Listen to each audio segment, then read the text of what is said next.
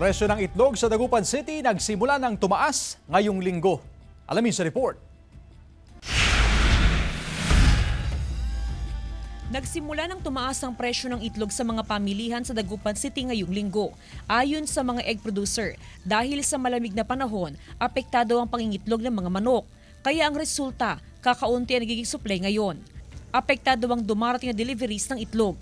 Mula sa dating 1,200 tray ng itlog, umaabot na lang sa mahigit 900 na tray ang nade-deliver sa ilang stall sa Dagupan City kada araw.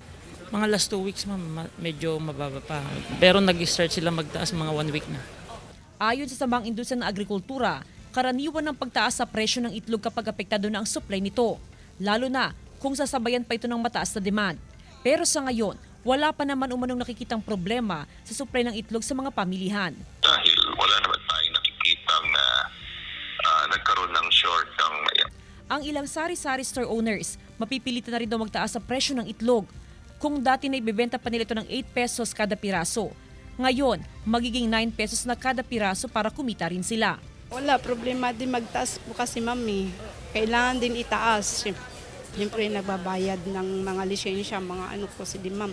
Tumaas din, so kailangan din Sa ngayon, nasa 5 pesos and 50 centavos hanggang 9 pesos ang kada piraso ng itlog, depende sa size nito. Kasama si Jing Dakanay, Jasmine Gabriel Galban, One North Central Luzon.